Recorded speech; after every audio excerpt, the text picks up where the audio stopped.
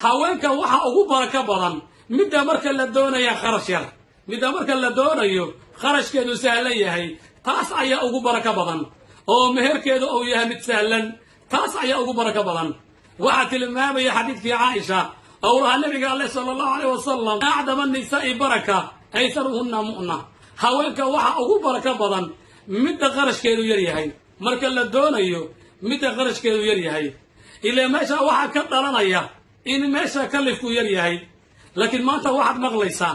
1,000 garaam oo dahaba ama waxa way 500 garaam oo dahaba oo laga yaabo xitaa meelaha qaar sida la sheegayba inuu ninka iyo gabadhu isku soo afgartaan in la yiraahdo meherkeena waa intaaso dadka in maqashiyo dadka in maqashay 1,000 garaam hadawna ninkii ay ku noqoto korkiisa mid waxa weeye laga rabo ilaa waxa maanta dadku maqlayaan ayaa ninka laga rabaa marka waxa weeye haween waxa ugu baraka badan midda marka la doonayo ugu sahlan riwaayo kale waxay oranaysay in a'dama an-nikahi baraka aysaruhunna mu'na nikah waxa ugu baraka badan midda waxa weeyaan xagga qarashkiisu yar yahay marka waxa la doonayaa horta gabadha muslimada waa mid qaali ah 1,000 garaam iska dhaafe balaayin garaam ila ka qaalisan taa in la ogaado laakiin waxa la dhisayaa waa guri muslim oo waxa la dhisaa waxa ay ku dayanayaan waa ummad kale haddii marka qarashkii la qaariyeeyo waxa ka dhalanaya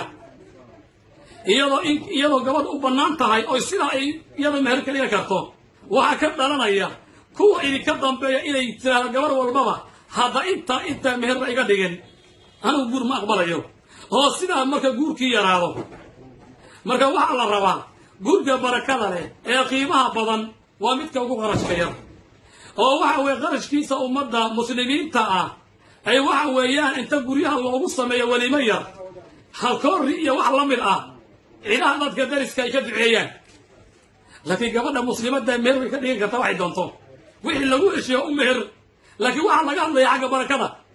xagga barakada waxa weeye sida xadiidku tilmaamayaba midda ugu qarashka yar arrinka la qaaliyana waxa ka dhashay in la qaaliyeeyo waxa ka dhashay raggii lacagta badan lagu xiray inay gabdhihii cadaadiyaan waxaan arkaya dad saas yeelayo dhalinyaro ahoo oo marka la weydiiyay yiri haddii ay rabto inaan furo meelka ay cafido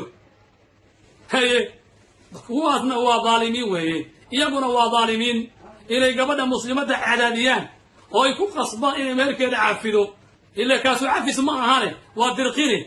kuwaasuna dambiilayaal weeye maxaa yeele waa isagii tilmaamaya rasuulka alle sallallahu alayhi wasallam inna a'dama ad-dunubi 'inda allah rajulun tasawwaja imra'a فلما قضى حاجته منها طلقها وذهب بمهرها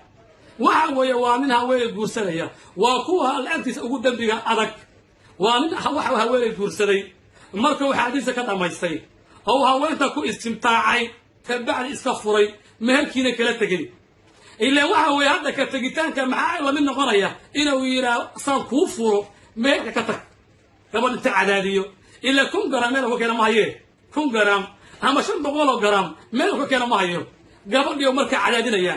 biilku ka jaranaya waa ciqaabaya markaas uu leeyahay hadaan furayo meelka la cafiyo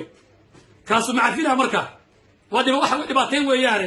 waa dadka alla agti ugu dambiga badan dadka sidaa samaynaya ee dhalinyarada ah ee ku haya bal igu xir hadawna bal waxa weeyaan waa meelka si baan yeelaynaahe waa kuwa alla agti ugu dambiga badan marka waxa la doonayaa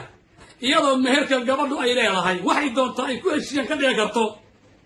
waxa wanaagsan maanta ila waxa weeyaan gargortamo ee la yiraahdo walaal bal wax iga reebal taasa maanta u furan ama ila uu yiraahdo barito oo ku cadaadiyo ciqaab uga imaanaya